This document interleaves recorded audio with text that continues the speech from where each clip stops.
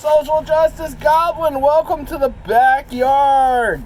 So, evidently one of my arch nemesis has called me a psychopath. Anyways, I'm going to talk about NWA Storm, my review of it. So, it was a great, of all the wrestling federations right now out there making content, NWA is by and large my favorite. It's old school, which I like, with the old video footage and the crazy commercials and just the way they do the wrestling. It's old school wrestling because I watched AEW, which is exhausting. It's so Mexican. Because I was watching a bunch of Mexican stuff last night because, I was bored and I was watching a bunch of Lucha Libre stuff, AAA. And, and it's like, oh my god, AEW is just like AAA. And they have a lot of tag matches and mixed gender. It was cool. They had a mixed gender match on AAA. Anyways, AAA, by the way, if you're interested in seeing Lucha Libre, AAA has a YouTube channel full of great matches. The only problem is all the commentary is in Spanish. So you don't know what they're saying if you don't speak Spanish, which... even though I live in Texas, I don't speak Spanish. But anyways, just a little side note for all you loving YouTube, you loving people. So let's go down and away. So it first opens up with, with the Dawsons, with a whole bunch of, Jim Cornette doing an interview. God, I can't even remember the guy's name. You see, I take notes and I forgot to write down the guy's name, and challenging the Dawsons to a match. And I love the Dawsons. And then it kicks off with a women's match by Marty Bell versus Crystal Rose. Now, Marty Bell and Crystal Rose, I love the look of Crystal Rose. It was, as far as, women's wrestling goes, it was decent. Marty Bell obviously won the match. It was decent. There was a blown spot, but... no big deal. It was good curtain jerker opening match. I enjoyed it, and it was, better than the last women's match. I don't like the women's champion. And then the Dawsons come out, cut a promo saying they're not going to wrestle the guy that was opening the start, whose name I can't remember, and you're going to give me his flag for this. And it was a good promo. I'm in love with the Dawsons. They make some good... They just look like good heels. A good heel monster team. And then we get Caleb Conley versus Dan Parker. Now, Dan Parker has Jim Cornette referred to him, looked like a guy in a chicken suit because his uniform had a bunch of fringe and he looked like a guy in a chicken suit. And I kept getting Red Rooster or Terry Taylor vibes, and I just kept going, is it Terry Taylor getting his Red Rooster butt kicked in this match?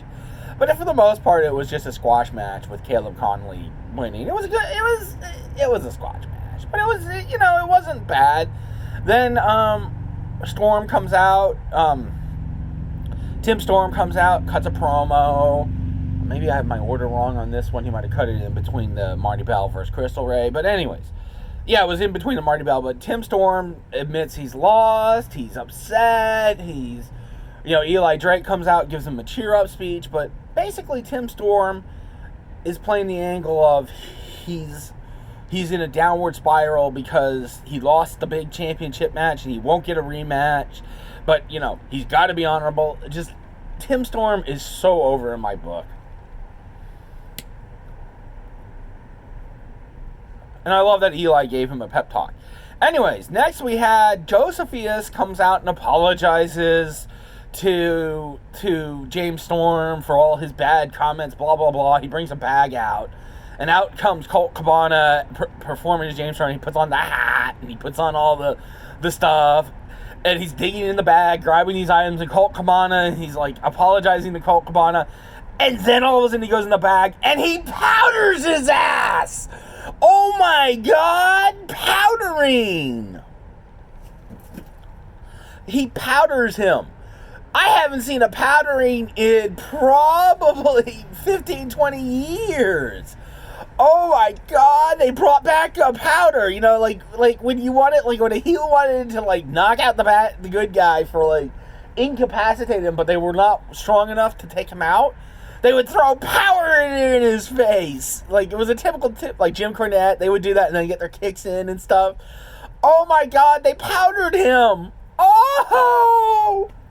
Boom! Anyways, so he gets him in the ring, powder. He throws him in the ring, starts beating him, and then guess who shows up? James Storm kicks the hell out of Josephius. Great segment. Loved the powdering. That was just... That made the whole Storm, NWA Storm for me, because I haven't seen a powdering in like forever, and it was perfect. Obviously, they do another interview with Nick Aldis, and Camille. Camille refuses to speak. Blah blah blah. I'm kind of this Camille not speaking thing. I'm kind of over that.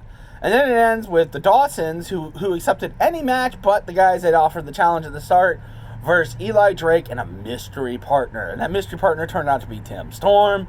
Tim Storm, they didn't know he was going to show. He shows up. The Dawsons, they have a decent match. Then the Dawsons trap Tim Storm, beat him, and pin him clean in the middle of the ring, establishing that Tim Storm is now in a downward spiral and he's just not winning.